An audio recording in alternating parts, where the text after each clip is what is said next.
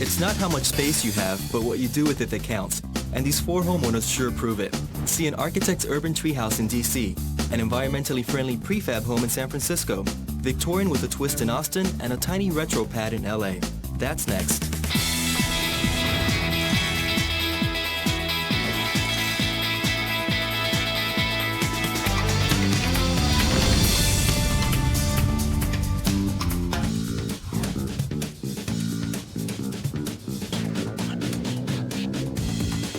When Kendall Dorman and JT Roy bought their tiny DC row house, it was in total disrepair.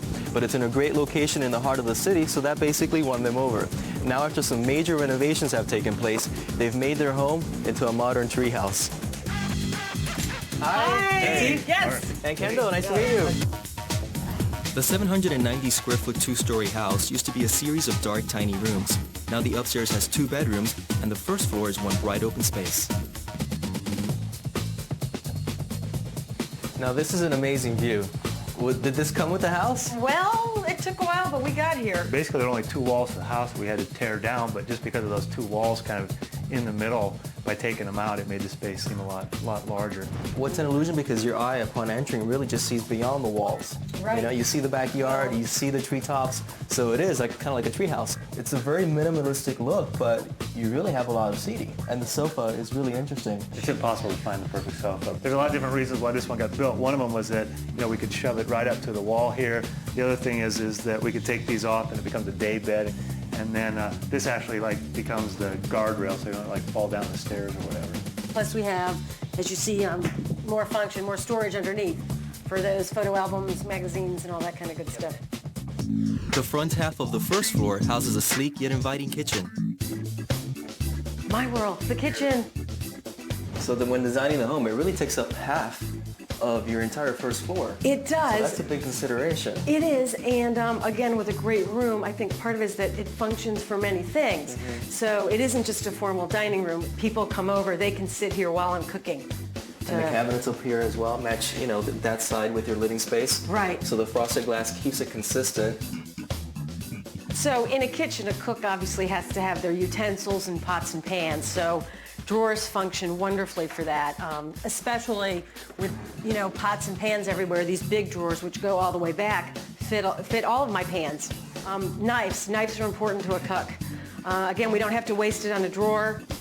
Now, why did you choose such a dark countertop? Well, with the light floor, and then the glass and the sun are always coming in. Okay. So it was something we could do, we could get away with. Many times in small space, if you have something dark like that, it's really it closes in on you. With this, it ended up working great. This is the most unusual railing I've ever seen on a staircase. How did you come up with this idea? Well, we needed something to hold people back a little bit from falling through here. So we wanted something that was thin and something that was easy to install and something that we could buy easily too. So all these pieces here you can buy at the hardware store. And I just figured out how you could wrap it back and forth and up and down and just use one piece of cable. Kind of like tying a big shoelace? That's what it is. Opening up the stairwell really makes the space feel bigger, and having painted that orange shade behind the staircase and then painting the staircase white makes this really essential piece of the architecture feel like sculpture, like something they chose to put there. The second floor is divided into a tiny bathroom, a small bedroom, and an even smaller office. Wow, Kendall, how many snow globes do you have? I think we're closing in on about 150 of them. That's amazing. How did you start the collection? So we started collecting them when we travel and get them from gas stations and airports, and now people kind of bring them to us too. So I can imagine when you go on vacation, it's a mad search for the next snow globe. Sometimes it seems that way. Sure. Well, the way you display them is really, effective, only because in a small space. Imagine having all the snow globes all over your house, you know, coffee table, end table, so this keeps it really nicely organized. And honestly, it just becomes like artwork in the room. The way he's displayed his collection of snow globes is just right.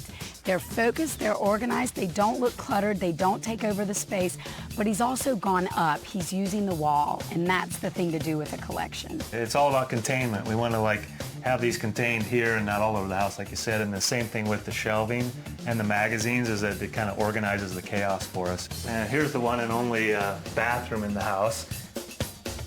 When we bought the house, it was a real mess, so we basically tore everything out of it and put all new fixtures back in here. One of the things we did with the door was that a lot of these panels were broken when we first bought the house, so we took most of them out and replaced them with the plexiglass, so it kind of gives this sense of translucency. Yeah, I mean, this is a great idea. When I first saw it, it gives us sort of a light box effect. Kendall and JT made the small backyard an inviting place to relax and entertain. Now this really doubles your living space, JT, huh? It does, it does. It's a nice retreat to have in the city. It's our little oasis out here. Wow. And, you know, we can move our furniture out here and entertain here as well. You know what? Let's do that. Sounds good. Let's enjoy the sun a bit. Okay. It's a living room without walls. That's What right. more can you ask for?